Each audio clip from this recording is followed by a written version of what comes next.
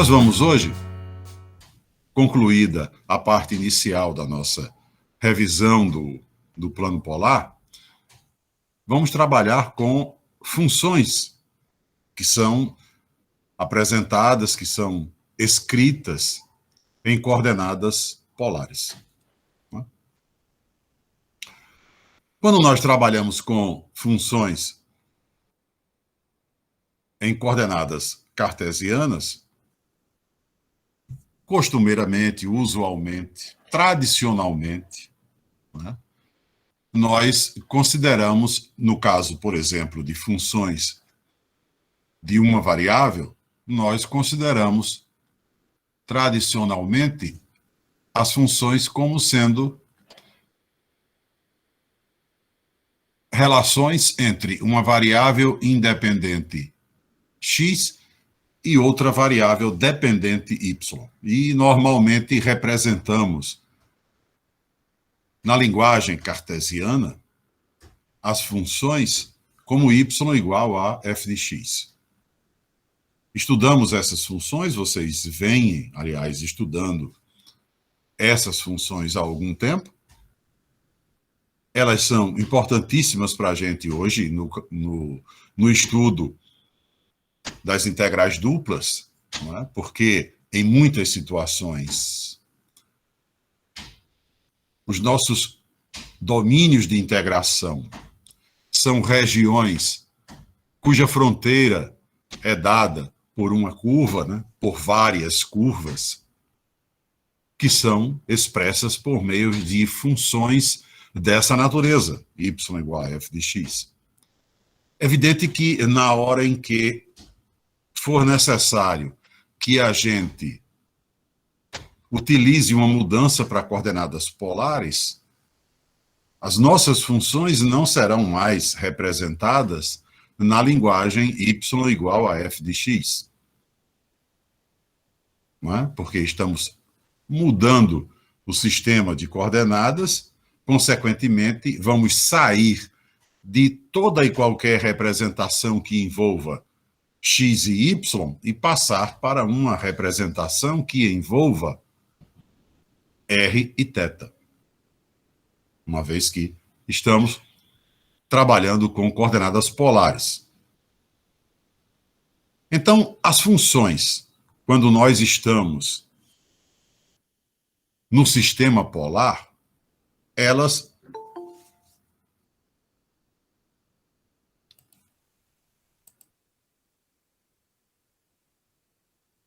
são normalmente representadas na forma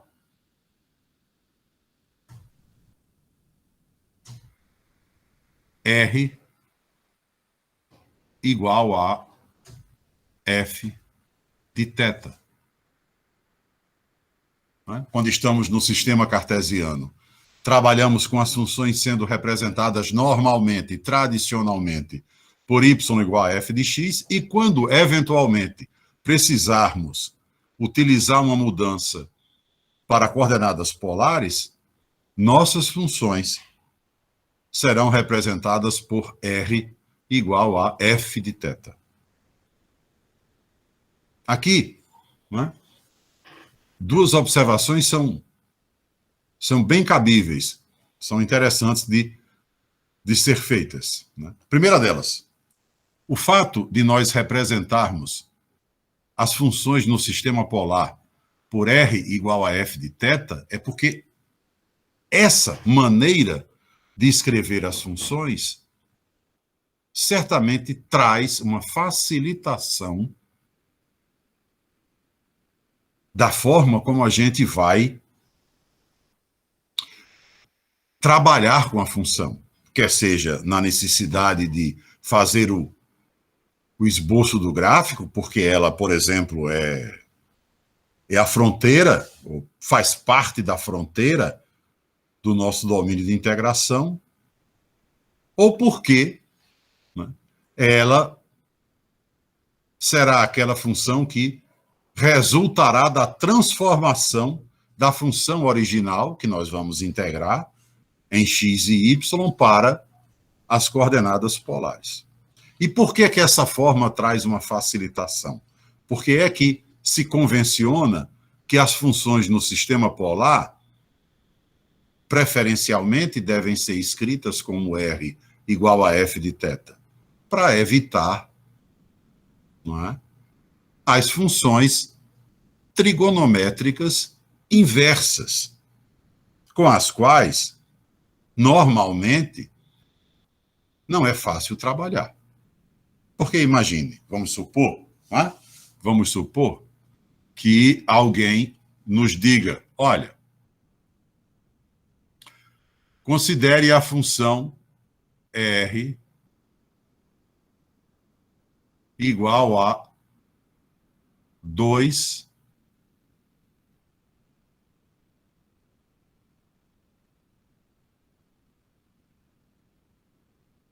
cosseno ao quadrado de θ, vamos supor. Ou seja, essa é uma expressão que está sendo colocada exatamente nessa forma. R igual a uma expressão de θ. Ou seja, considerando θ como variável independente e R como variável dependente. Ou seja, o θ faz o papel do nosso x nas coordenadas cartesianas e o R faz o papel do nosso y. Se nós fôssemos apanhar essa mesma expressão para escrevê-la, né, fôssemos apanhar essa mesma expressão com o objetivo de escrevê-la na forma θ igual a f de R, em vez de você ter a expressão R igual a 2 cosseno ao quadrado de θ, que expressão você teria? Suponha que estivéssemos trabalhando, né, na região, por exemplo, no primeiro quadrante, em que o cosseno fosse positivo. Só para evitar o mais ou menos, ficássemos só com o mais. O que era que aconteceria se nós resolvêssemos apanhar essa mesma expressão e fôssemos escrevê-la como θ igual a f de R? Nós teríamos cosseno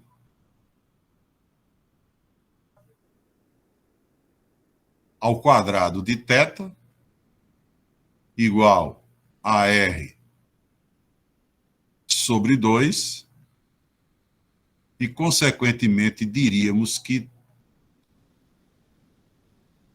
cosseno de θ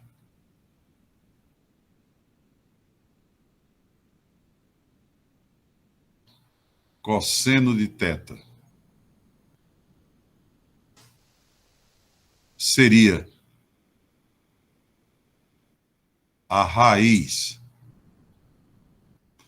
de R sobre 2 e, finalmente, diríamos que θ seria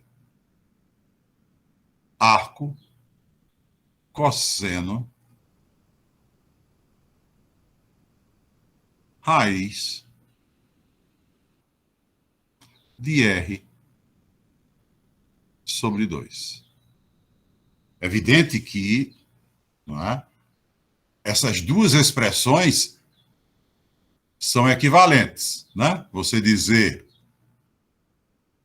R igual a 2 cosseno ao quadrado de θ, evidentemente, é o mesmo que você dizer θ igual a arco cosseno raiz de R sobre 2. Qual das duas você escolheria para trabalhar? Né? Sendo elas equivalentes, qual das duas você escolheria para trabalhar? Eu acredito que, evidentemente, a primeira. Né?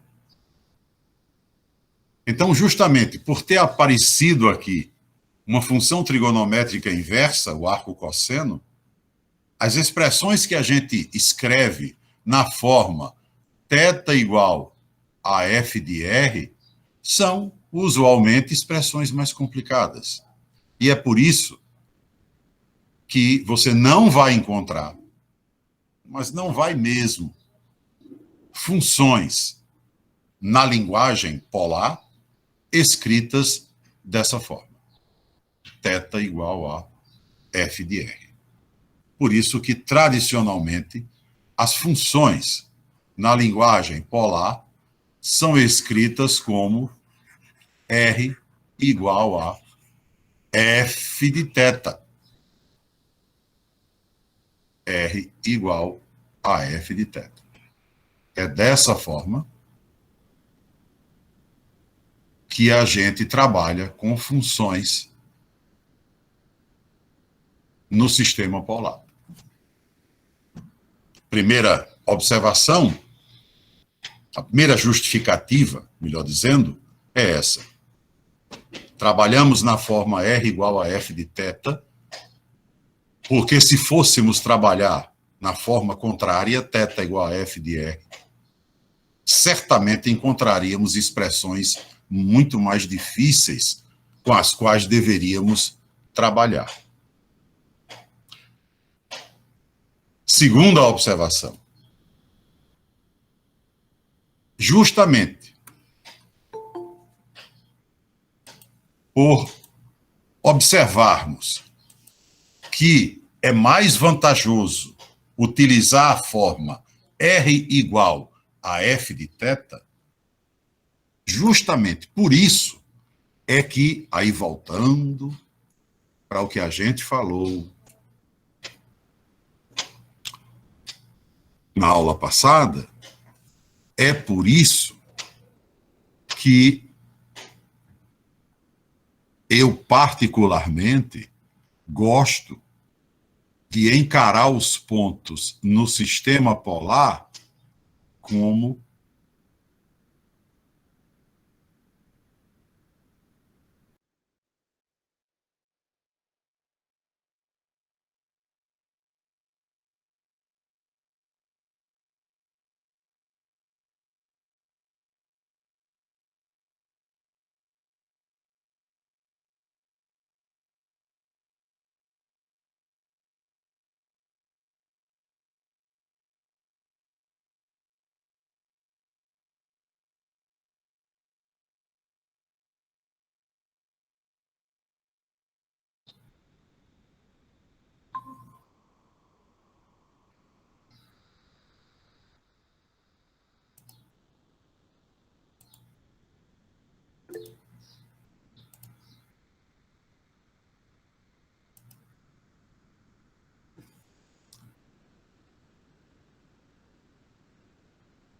vocês voltaram a me escutar ou não? Estamos escutando, Sim. professor. Agora sim. Ok, deu uma queda aqui. Aqui deu uma queda, deu para perceber fácil. Bom, então, continuando. Eu estava dizendo que na aula passada, né, eu havia colocado para vocês que a grande maioria dos livros e a grande maioria das fontes que você possa pesquisar batiza os pontos, né, no plano polar na forma R θ. E eu, particularmente, gostava de θr. Hoje, a gente está justificando mais uma vez por que é que prefere a forma θr. Tá? A forma θr é preferencial exatamente porque o θ, quando eu considero as funções no sistema polar, ele representa a variável independente. Ele assume o papel do nosso x do sistema cartesiano.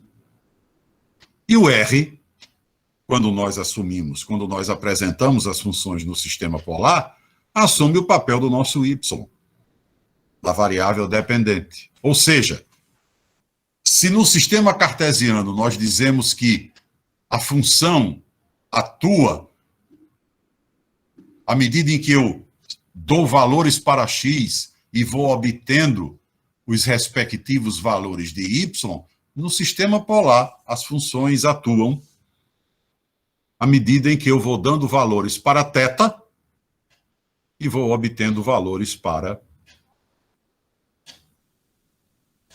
para R. Então, é mais uma forma de justificar a minha preferência. Né? Por isso que eu sempre considero θR. Quem está com problema na tela? Mariana? Gabriel também? Qual é o problema da tela de vocês? Tem uma parte escura, professor. Tem uma parte escura? A parte que você está embaixo do Autodesk está escuro. Eu vou tirar aqui o chat um minutinho e vou preencher a tela com o quadro branco para ver também se melhora. Vamos ver. Melhorou, só falta puxar os ícones. Agora ficou em ordem? Ficou. Pronto. Então, vamos deixar assim. Qualquer coisa que vocês queiram falar, né? Então vocês usem o áudio ou, né, apertem lá a mãozinha, porque agora eu cobri o chat, eu não tô vendo mais, né? Não estou vendo mais o texto que vocês, porventura, possam digitar, ok? Então, fica, né, convencionado, né? Fica convencionado. Eu posso, né, de vez em quando, chegar aqui e dar uma olhadinha, né? Mas vamos seguir assim, então. E até melhor que eu fico com mais tela para trabalhar. Então, nós vamos considerar, né, as funções na forma R igual a F de θ. E, para nós, né, o θ é a variável independente, assume o papel do nosso x, e o R, a variável dependente, assume o papel do nosso y. Agora, hoje, como eu falei, a gente encerra, né, essa revisão dos conceitos mais importantes do plano polar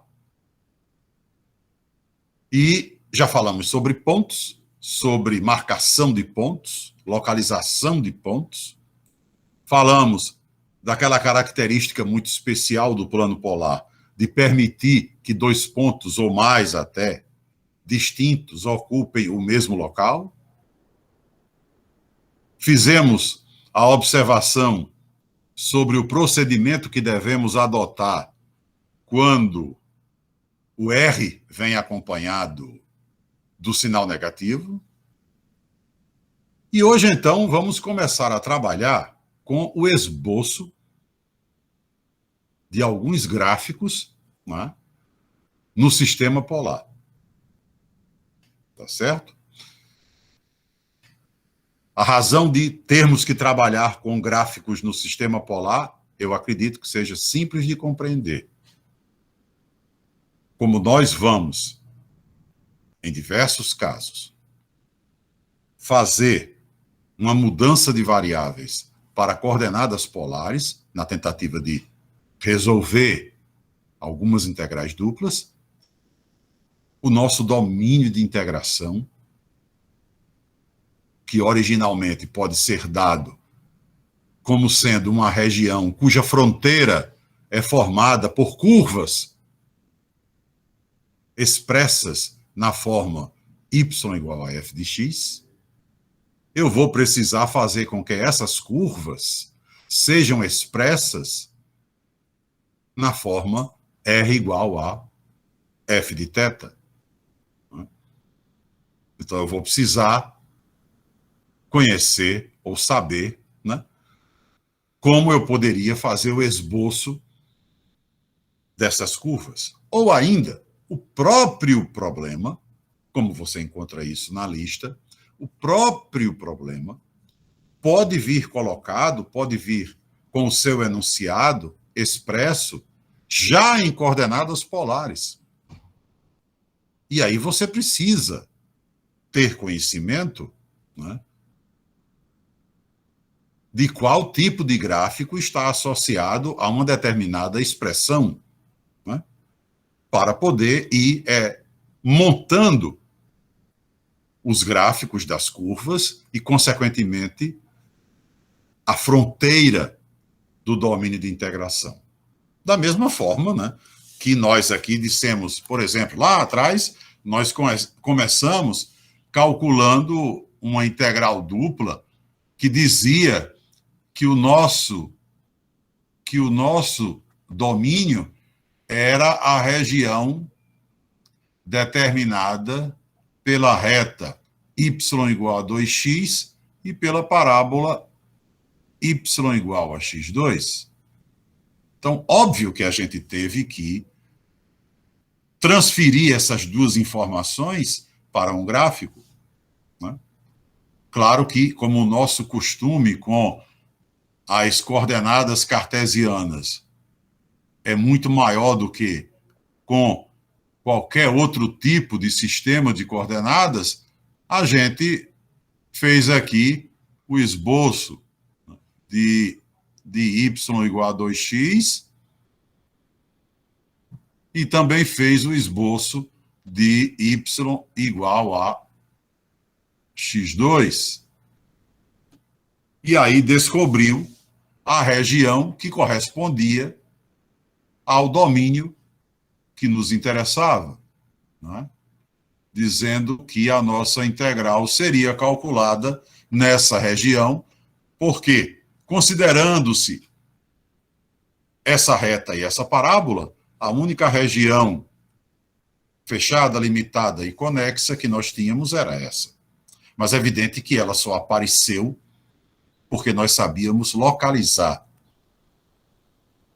no sistema cartesiano onde estava a reta y igual a 2x, né? Onde estavam os pontos dessa reta e os pontos da parábola y igual a x2. Senão, a gente não teria visualizado o domínio e, consequentemente, não teria obtido os limites de integração, porque foi a partir desse gráfico, né, que nós dissemos que o y variava da parábola até a reta, fazendo nossas setinhas verticais, né? Dissemos que o y variava de x2 até 2x, e o x variava de 0 a 2. Então, a mesma coisa pode acontecer a partir de agora com relação ao sistema polar. Né? Com relação ao sistema polar. Pode ser que um problema, de repente, nos diga que um determinado domínio de integração, uma das partes da fronteira de um determinado domínio de integração, vamos aqui colocar a nossa primeira situação, seja, ou que até a fronteira inteira seja a curva R igual a 2. Evidentemente, esta é uma curva que é dada no sistema polar, né? Apesar de não aparecer θ, ela é uma curva no sistema polar. A gente sabe que existem, né, curvas no sistema cartesiano onde não aparece o x, né, fazendo a comparação que a gente já disse, o θ faz o papel do x. Ele aqui não aparece nessa equação,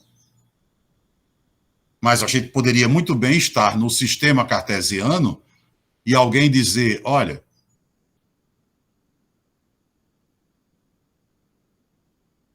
eu preciso do gráfico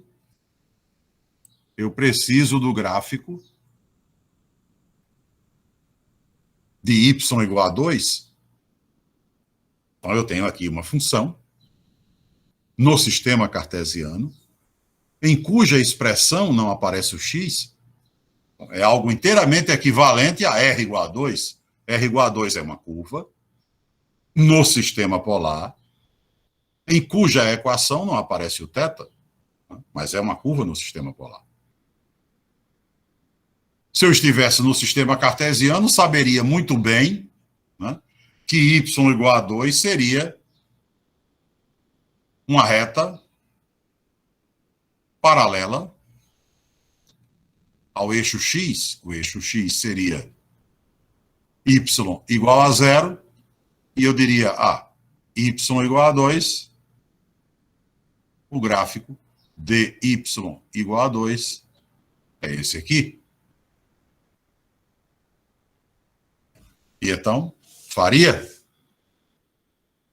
o esboço dessa reta e certamente iria precisar de outras curvas para ter um domínio de integração, ter uma região fechada aí. E se eu estiver no sistema polar, né, e alguém me der R igual a 2, né, o que é que eu faço? A que curva corresponde R igual a 2? Nesse momento, é importante a gente colocar para vocês o seguinte: a maneira mais simples de você fazer o esboço de uma curva que foi dada no sistema polar, ou seja, com a equação no sistema polar, é fazer a transferência dessa curva, fazer a tradução dessa equação para o sistema cartesiano. Não resta dúvida. Essa é a maneira mais simples. O único problema é que a gente não pode achar que isso sempre vai levar a um resultado satisfatório. Tá?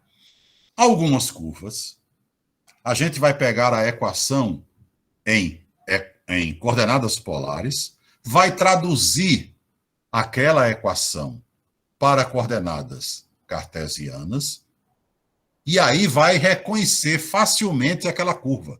Sabe, eu sei qual é a curva. Agora, quando eu coloquei em termos de x e y, eu estou vendo que essa curva é uma circunferência, por exemplo. Ou, agora que eu coloquei em termos de x e y, eu estou vendo que essa curva é uma reta. Quer dizer, essa é a maneira mais simples de você enxergar uma curva no sistema polar. É fazendo a tradução da equação para o sistema cartesiano. Mas aí o que eu disse, você não pode esperar que isso funcione perfeitamente sempre. Porque, às vezes, existem equações no sistema polar que, quando você as traduz para o sistema cartesiano, o problema continua. A equação no sistema cartesiano não é conhecida. Você chega praticamente numa situação que vai ter a mesma dificuldade. Você tinha uma equação em R θ que não conseguia reconhecer qual era o gráfico, agora você passa a ter uma equação em x e y que continua sem reconhecer. Então, na verdade, você não pode ficar unicamente apegado a esse tipo de raciocínio. Tá? Mas, em muitas situações, a tradução realmente resolve o problema. E você pode querer logo se adiantar e perguntar, e quando não resolve? E se por acaso eu pegar uma equação em coordenadas polares, traduzir para coordenadas cartesianas, olhar para a equação traduzida e não reconhecer, não saber o que é aquilo, não saber que gráfico eu tenho, o que é que eu faço? Aí, como você precisa do gráfico, a saída é fazer o gráfico em coordenadas polares mesmo. Abandona a tradução e vai montar o gráfico em coordenadas polares. Então, nós temos essas duas opções. Digamos que nos é dada uma equação que corresponde a uma função em coordenadas polares e a gente queira o gráfico. Então, a gente tem duas opções. Pode fazer a tradução dessa equação para coordenadas cartesianas esperando chegar numa equação que a gente conheça e saiba qual o tipo de gráfico que corresponde a ela, ou então pode tentar fazer o gráfico logo em coordenadas polares. Se o primeiro procedimento falhar, a tradução falhar, fazer o gráfico em coordenadas polares. Então vamos ver, por exemplo, alguns casos em que não falha, e depois, evidentemente, vamos ver um caso em que falha. R igual a 2, não falha. Eu facilmente traduzo R igual a 2, que é uma equação em coordenadas polares, eu facilmente faço a tradução dessa equação para coordenadas cartesianas. Lembrem-se, não foi em vão, não é, que nós deduzimos aqui aquelas 4 equações que relacionavam x, y, r e θ. Não é? X, y, r e θ. Pois não, Rian? Diga. Você estava escrevendo, não, né? Tô não. Ah, certo. Só escrevi R igual a 2. Você tá vendo? Tô sim. O R igual a 2, você tá vendo? Tô sim. Ok, então é só o que está escrito mesmo. Não tem mais nada não. Vamos escrever agora. Então vamos lá.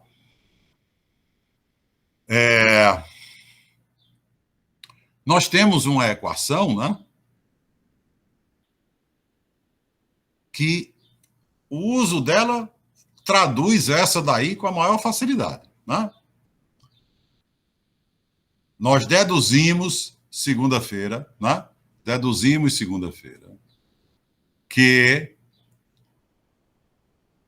x2 mais y2 é igual a R2.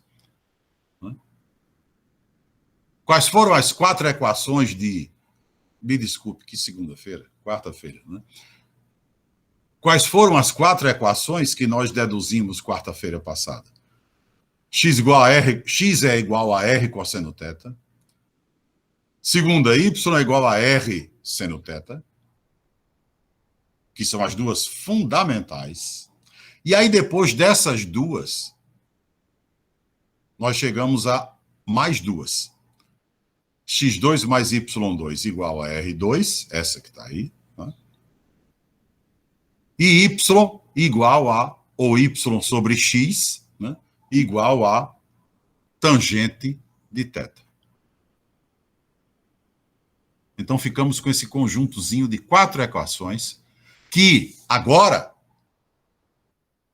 chegou a hora exata de ser utilizado. Esse conjunto tem exatamente a utilidade nesse momento.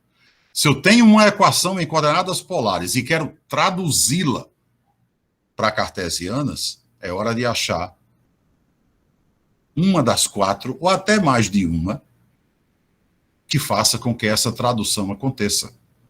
Então, se me deram a equação R igual a 2, eu sei que x2 mais y2 é R2. Logo, de R igual a 2, eu chego em R2 igual a 4. E como R2 é x2 mais y2, então eu chego em x2 mais y2 igual a 4.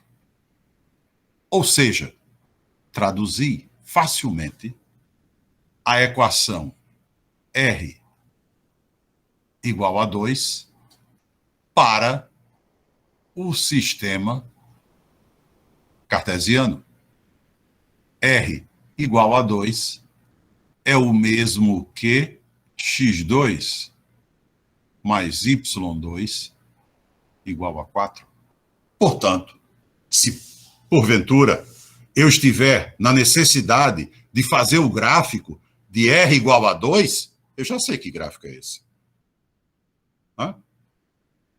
Se R igual a 2 é equivalente a x2 mais y2 igual a 4, o gráfico de R igual a 2 nada mais é do que uma circunferência de centro na origem e raio 2. x2 mais y2 igual a 4. E de um modo geral, né? De um modo geral, toda a equação, né? É bom que a gente veja logo, toda a equação do tipo R igual a uma constante, evidentemente uma constante positiva, né?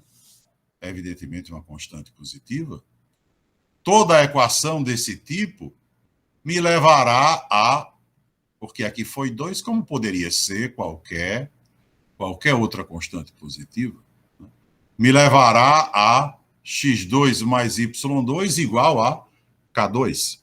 R igual a uma constante, portanto, eu sempre interpretarei como uma circunferência de centro na origem e raio essa constante. Né? E raio essa constante. Muito bem. Então, fizemos nossa primeira tradução e dela deduzimos um resultado já geral que vai certamente nos ajudar muito. Vamos a uma outra situação. Suponhamos que agora nos seja colocada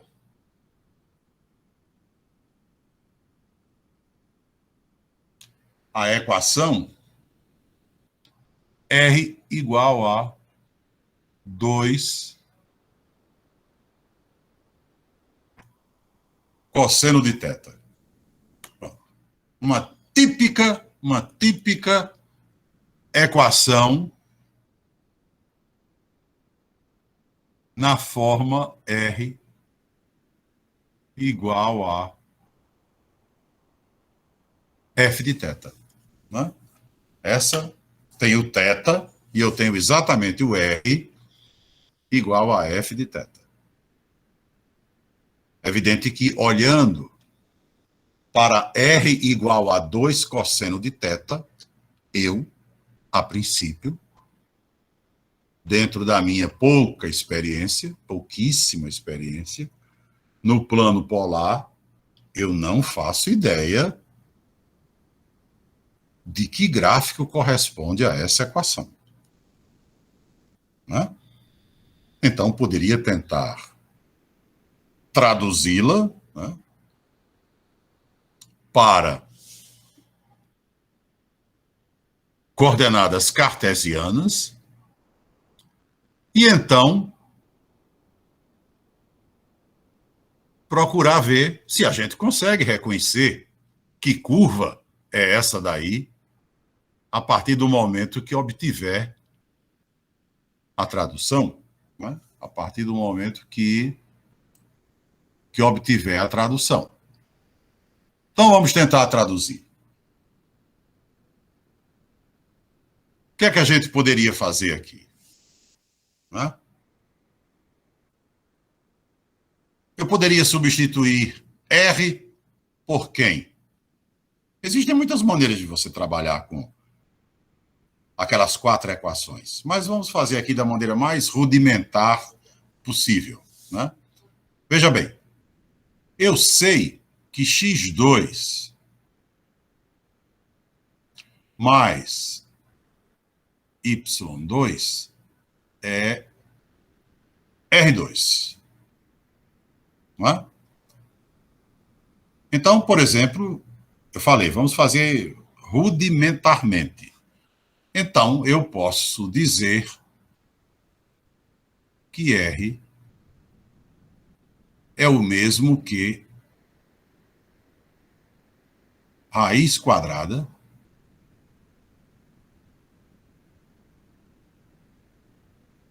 de x2 mais y2. Então, essa expressãozinha eu já colocaria aqui,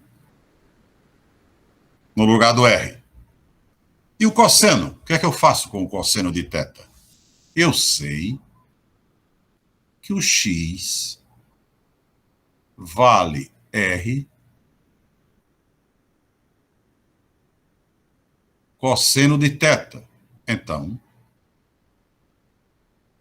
se ali naquela equação original eu tenho cosseno de θ, cosseno de θ eu posso substituir por x sobre R.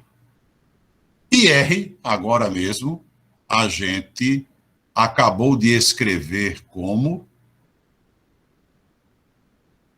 raiz de x2 mais y2. Logo, eu já tenho, né? Eu já tenho uma expressão para colocar lá na minha equação original, no lugar de R, e já tenho também uma expressão para colocar na minha equação original, no lugar de cosseno de θ. Então, minha equação original vai ficar raiz de x2 mais y2, que é R, igual a 2 vezes x sobre a raiz de x2 mais y2. Se eu apanho essa raiz de x2 mais y2, né? Multiplico aqui, eu terei raiz de x2 mais y2 multiplicada pela raiz de x2 mais y2. A raiz vai embora, eu terei raiz de x2 mais y2 ao quadrado. Então, ficarei com x2 mais y2 igual a 2x. Não é isso? É só apanhar essa raiz, jogar para cá. Ou, equivalentemente, multiplicar toda a equação pela raiz de x2 mais y2.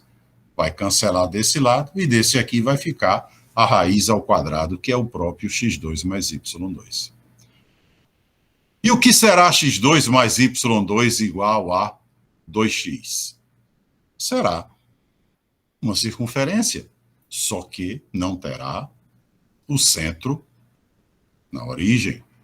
Vai ser uma circunferência que, para que eu estabeleça com precisão o centro e o raio dela, eu vou ter que utilizar um procedimento, né, que eu acredito que vocês conheceram, tiveram a oportunidade de conhecer, chamado completamento do quadrado.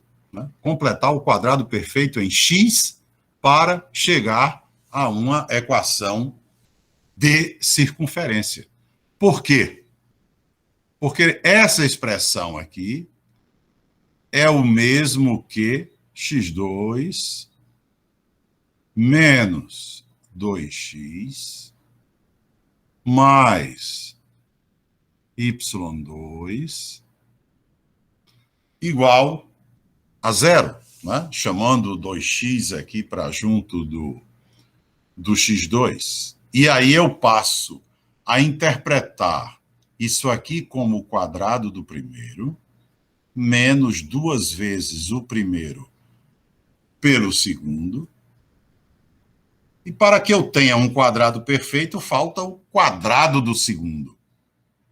Não é? Falta o quadrado do segundo.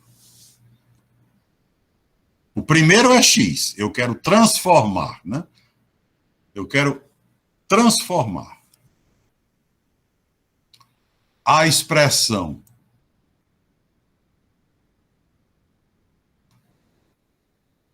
x2 menos 2x num quadrado perfeito.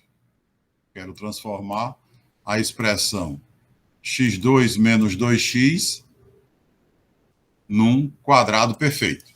Então, o que era que eu teria aqui?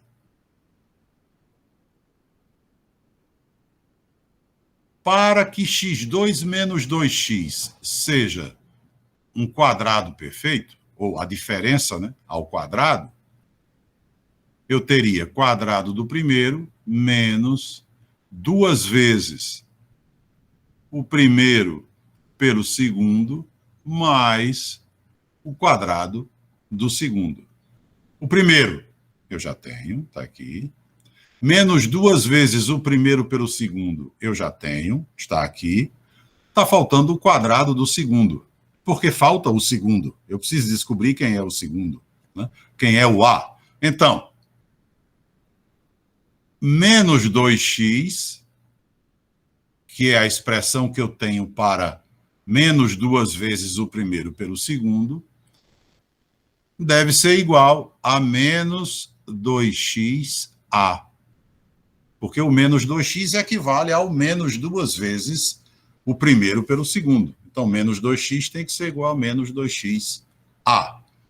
Consequentemente, o A é 1. Né? Basta a gente cancelar aqui, tem A igual a 1. Logo, Eu não entendi essa parte não, não. isso aqui eu tenho...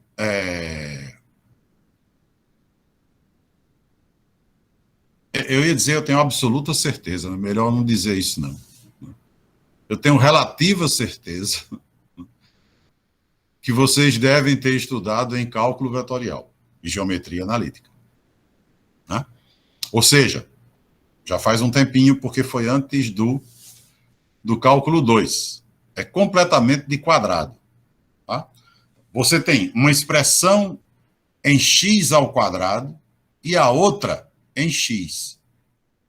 Quando você tem uma expressão em x ao quadrado e a outra em x, você tenta descobrir se essa expressão corresponde ao quadrado de uma soma ou de uma diferença, depende do sinal que estiver aqui. Como aqui tem menos, então a gente vai tentar descobrir se x2 menos 2x corresponde ao quadrado de uma diferença. A gente vai tentar descobrir isso.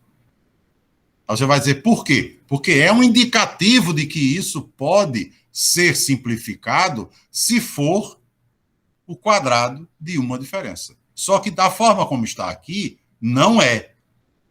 Não está pronto um quadrado de uma diferença. Porque eu vou interpretar isso aqui como quadrado do primeiro e esse aqui como menos 2 vezes o primeiro pelo segundo.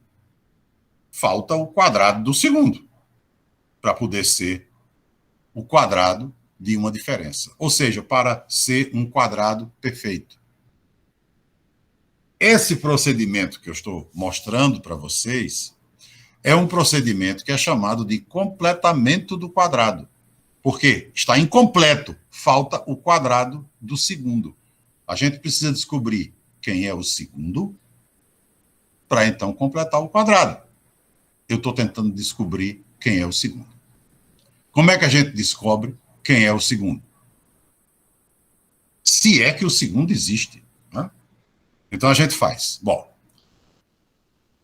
se eu tivesse o quadrado de uma diferença, a expressão que deveria ter aparecido aqui seria x2 menos 2xa mais a2. Né? Por quê?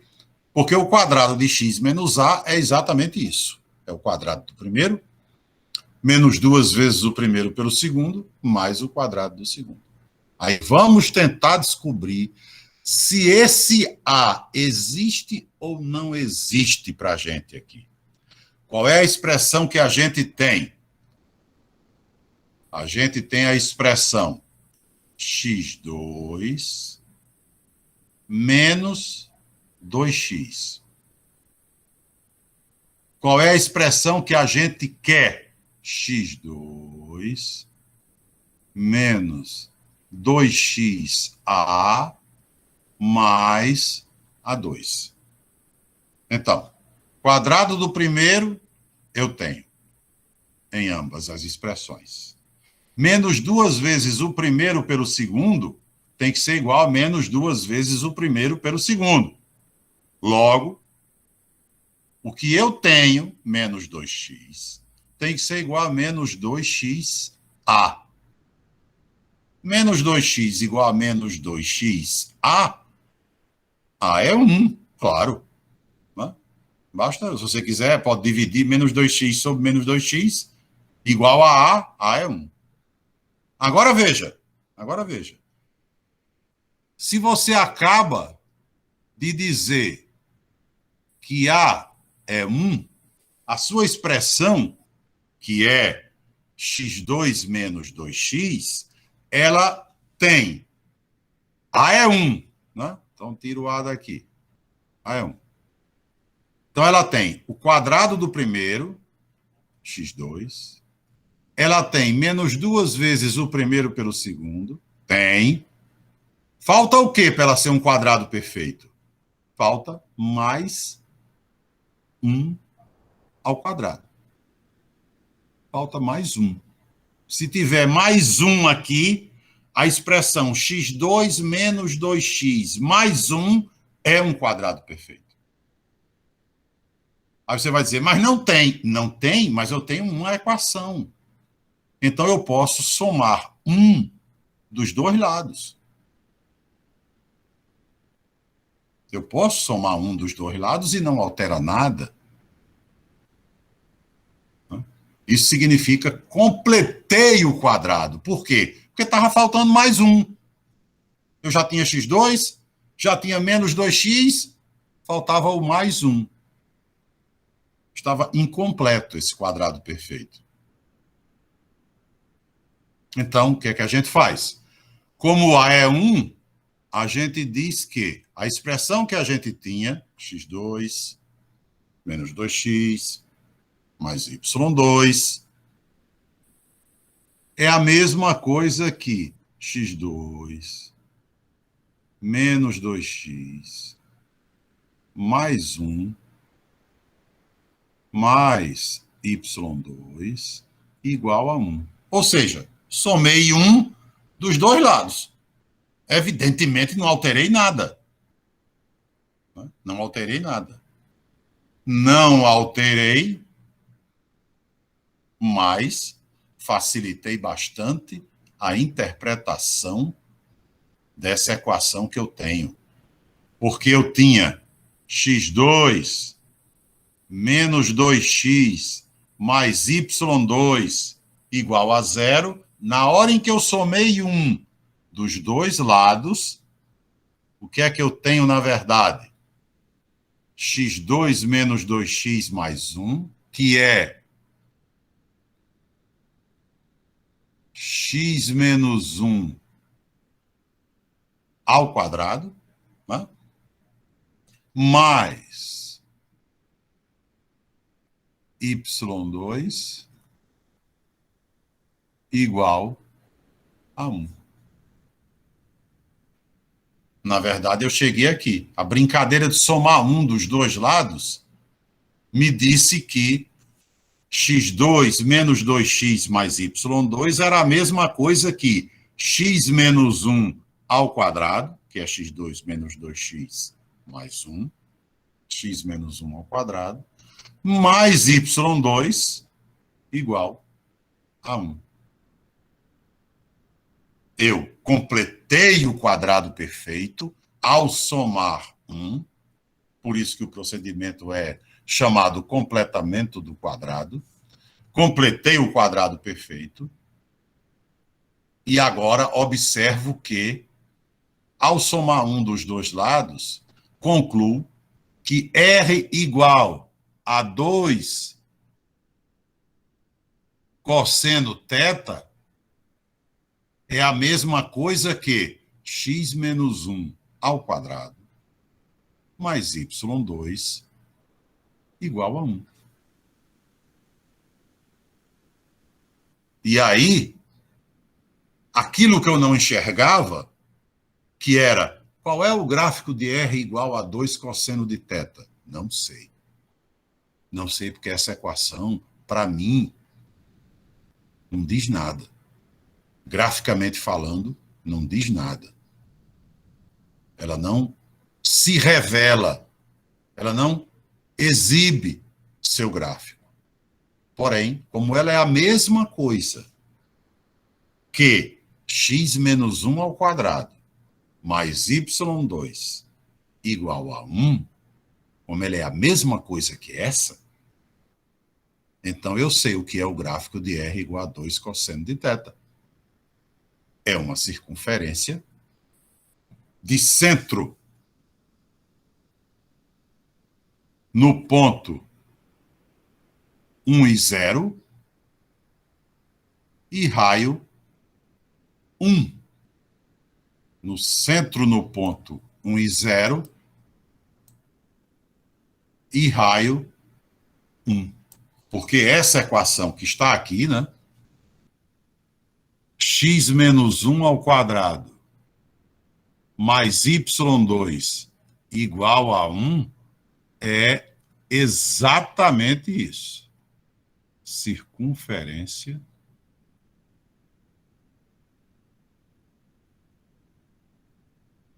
de centro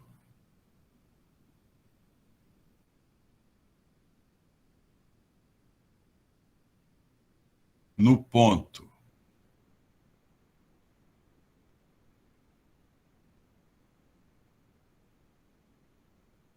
1 e 0 e raio 1. Né? Cheguei exatamente nessa situação. Por quê? Porque a equação geral de uma circunferência, né? Uma circunferência que tem centro num ponto AB e raio R, como é que eu escrevo a equação de uma circunferência de centro AB e raio R?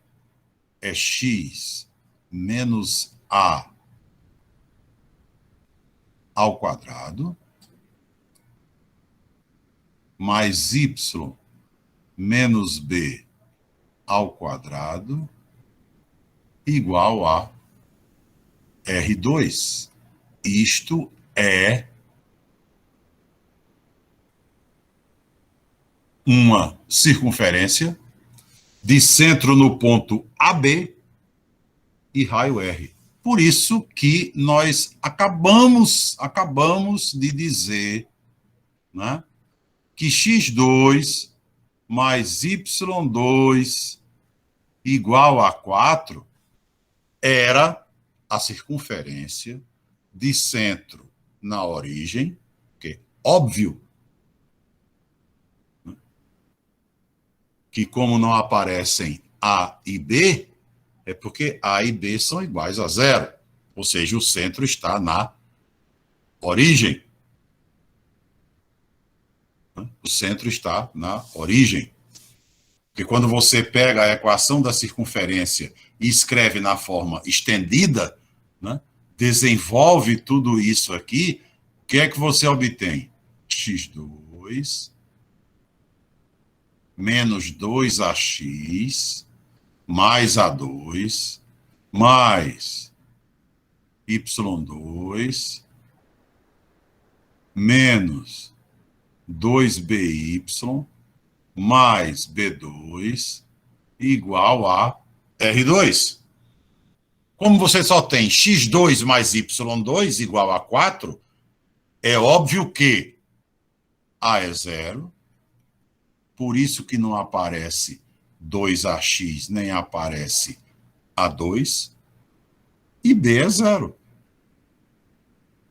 Por isso que não aparece o termo com Y, nem aparece B2. Você fica simplesmente com x2 mais y2 igual a R2. Então, você tem uma circunferência de centro na origem, porque A e B são iguais a zero, e de raio 2, porque esse lá tem 4, e à direita é R ao quadrado, R é 2. Agora, compare com a situação que você tinha. Compare com a situação que você tinha nessa equação com a qual a gente estava trabalhando. A gente, quando completou o quadrado, ficou com x2. Nós descobrimos que o A era 1 quando completamos o quadrado.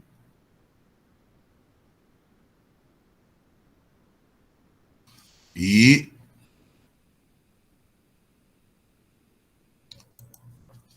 acabamos por encontrar essa equação. Não é?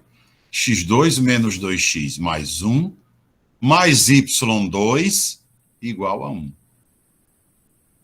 Ou seja, como não apareceu o termo de y, b é zero. Né? Porque o termo de y deveria aparecer por força desse quadrado aqui. Aqui teria que ter aparecido menos 2 dy, que seria o menos 2 vezes o primeiro pelo segundo. Não apareceu o termo de y. Então, b é zero. Então, b é zero. Bzinho aqui é zero. E este aqui é o quadrado de x menos 1.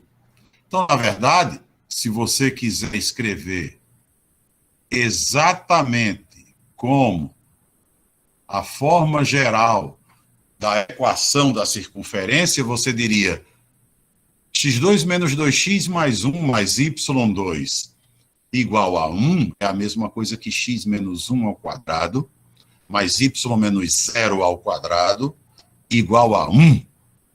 Ou seja, eu tenho uma circunferência de centro no ponto 1 e 0 e raio 1. Tá certo, pessoal? E a gente precisa, né, ter, digamos assim, uma certa intimidade, né, com circunferências, não é?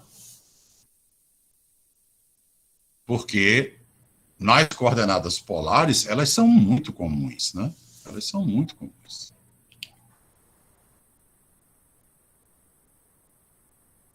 Portanto, acabamos de ver no nosso primeiro exemplo R igual a 4, R igual a uma constante,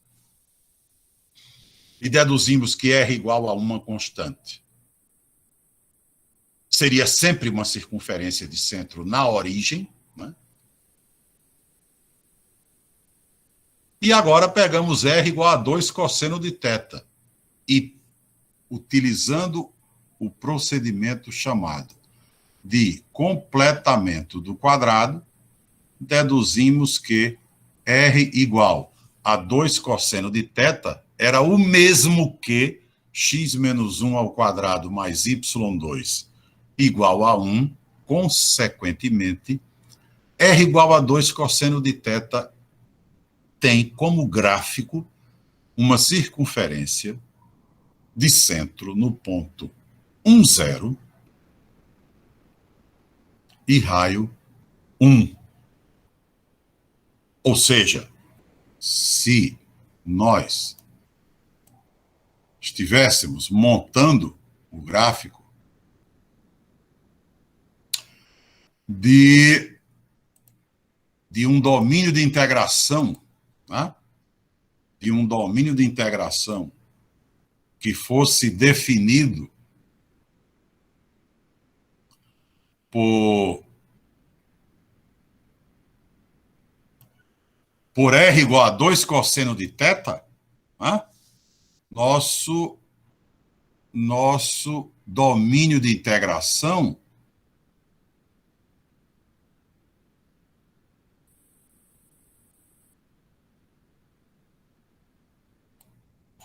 seria algo desse tipo, né? Teria como fronteira, né, a circunferência de centro no ponto 1 e 0 e raio 1. Nós teríamos aqui a nossa região de integração, o nosso domínio de integração. Evidentemente, uma região fechada, limitada, conexa, né? Teríamos aí essa região. E aí, tanto faz você dizer isso é x menos 1 ao quadrado mais y2 igual a 1, como dizer isso é r igual a 2 cosseno de θ. Cada uma dessas equações é apenas a forma, né? A linguagem da mesma figura expressa em dois sistemas diferentes, mas evidentemente com o mesmo gráfico. Porque nós dissemos quarta-feira também, né, que tanto faz no sistema cartesiano como no sistema polar, os pontos ocupam a mesma posição. Então, se você faz a leitura de x menos 1 ao quadrado mais y2 igual a 1 e diz que isso é uma circunferência de centro no ponto 1, 0 e raio 1, quando você fizer a leitura r igual a 2 cosseno de θ, o gráfico não mudará, já que todos os pontos entre os dois sistemas permanecem na mesma posição, como a gente viu. Diferentemente da mudança geral, que, como a gente falou, os pontos mudam de posição. Nós fizemos aqui, inclusive, uma comprovação disso na quarta-feira passada, né? Então está aí uma circunferência que, para a gente chegar até a equação dela em coordenadas cartesianas, foi preciso, né, a gente utilizar um procedimento chamado completamento do quadrado.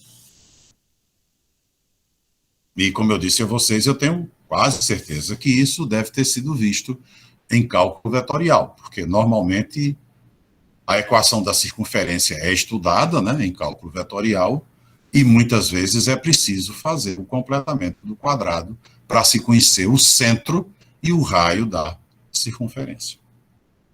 Foi bom pegar esse exemplo, porque aí a gente utilizou o procedimento aqui, e já que o objetivo é fazer uma revisão, fizemos uma revisão desse procedimento também.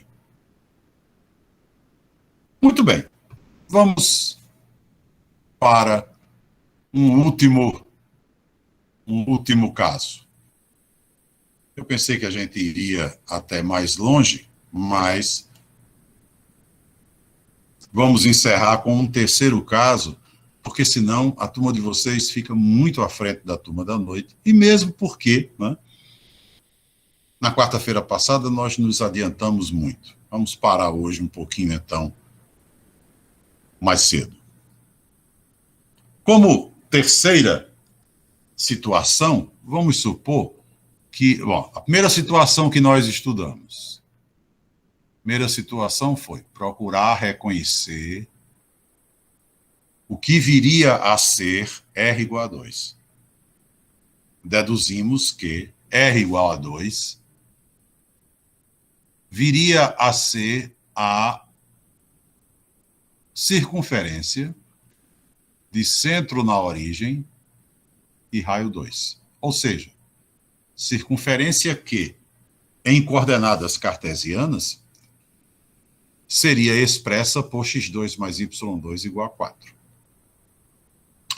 Depois, consideramos a equação R igual a 2 cosseno de θ e descobrimos que isso é a mesma coisa que x menos 1 ao quadrado mais y2 igual a 1.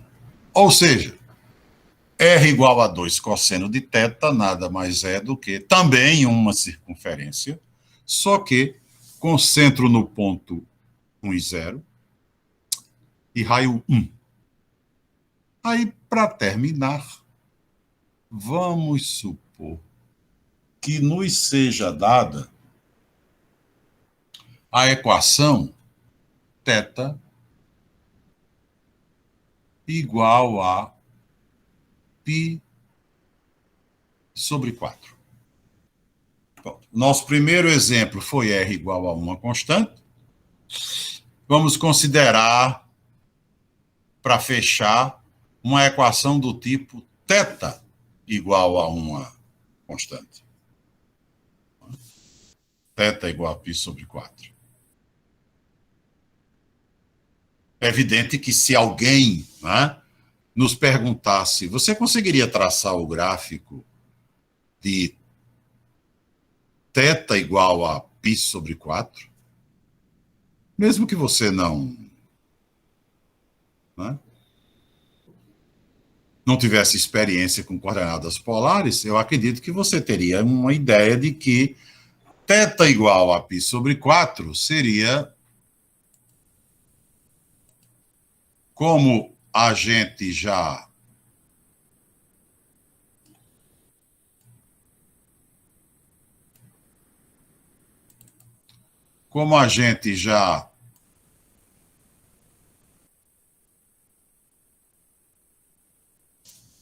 colocou, né, no plano polar, nós não temos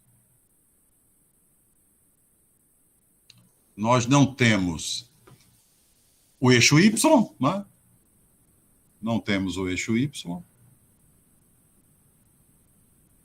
mas podemos colocar aqui uma reta, que eu gosto às vezes de dizer que é imaginária, né? Só para nos orientarmos com relação a 90 graus, né? Com relação a π sobre 2 radianos. E aí a gente diz, como é que a gente marca pontos no sistema polar? A gente falou, no sistema polar, a gente vai considerar os pontos na forma θr, e eu vou marcá-los da seguinte maneira. Dado um valor de θ, né, eu saio aqui do eixo polar, que eu sei que define θ igual a 0, né? Aqui seria o polo. E aí, saindo do eixo polar, eu vou marcando o θ que você quiser. Se for positivo, vou marcando no sentido anti-horário. Se for negativo, vou marcando no sentido horário. Quando nos dão a equação θ igual a π sobre 4, você até pode dizer, bom, tudo bem, θ é π sobre 4. E R? Na verdade, essa equação está dizendo o seguinte, R assume qualquer valor. Né? R assume qualquer valor. Dentro da reta que define o ângulo π sobre 4. Né? Que define o ângulo π sobre 4. Bom, a reta que define o ângulo π sobre 4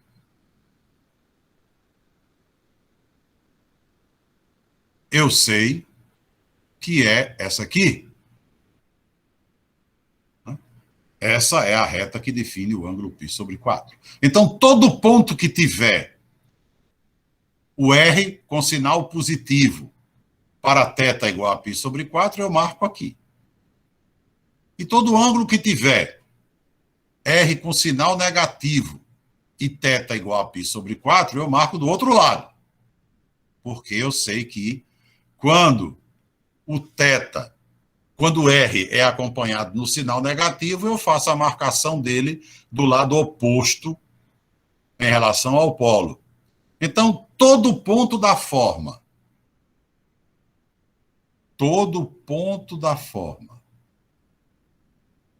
π sobre 4, R, esteja esse R, né, acompanhado de sinal positivo ou negativo, quer dizer, a gente poderia até dizer, todo ponto da forma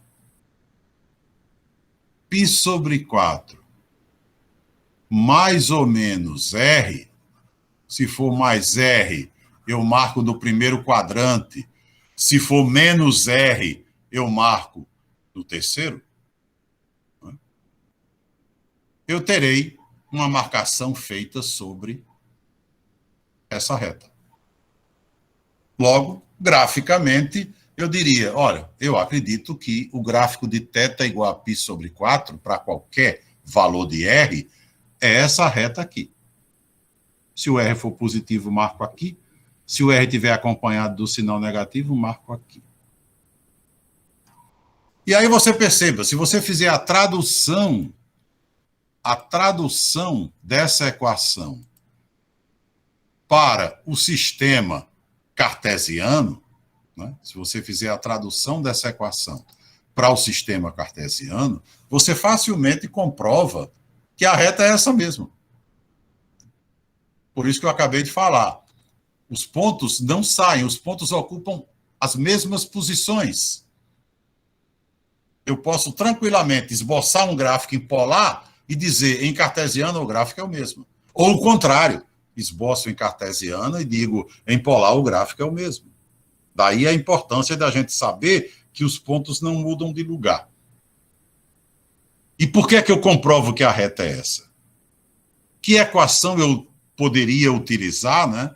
Nós hoje aqui já utilizamos x igual a r cosseno θ, utilizamos x2 mais y2 igual a r2 para fazer a tradução dos exemplos 1 e 2. Que equação eu utilizaria para fazer a tradução para coordenadas cartesianas, né? Da equação θ igual a π sobre 4. Dentre aquelas 4, que equação eu utilizaria?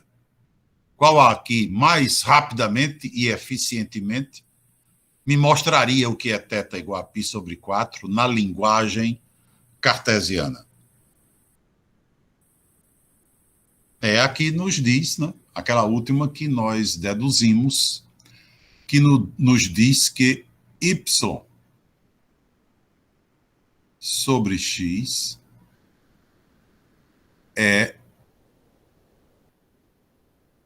tangente de θ. Essa equação traduz θ igual a π sobre 4 rapidamente. Não é? Basta a gente aplicar a tangente dos dois lados. Se a nossa equação original é θ igual a π sobre 4, se eu aplicar a tangente dos dois lados, para não alterar, né? Tenho tangente de θ igual a tangente de π sobre 4. Tangente de θ, y sobre x. Tangente de π sobre 4, π sobre 4 é o ângulo que tem seno igual a cosseno. Então, tangente de π sobre 4 é 1. Consequentemente, θ igual a π sobre 4 é a mesma coisa que y igual a x, exatamente a reta que corta o primeiro e o terceiro quadrantes pela metade. Θ igual a π sobre 4 é o mesmo que y igual a x. A tradução de θ igual a π sobre 4, na linguagem cartesiana, é y igual a x. Então, nesses três casos que a gente viu hoje, foi possível a gente apanhar uma equação na linguagem polar e conseguir enxergar o gráfico delas, traduzindo cada uma delas para a linguagem cartesiana. Porque mesmo que você não tivesse ideia do que fosse o gráfico de θ igual a π sobre 4, agora você teria. Né? Já que θ igual a π sobre 4 é o mesmo que y igual a x, lógico que o gráfico seria esse.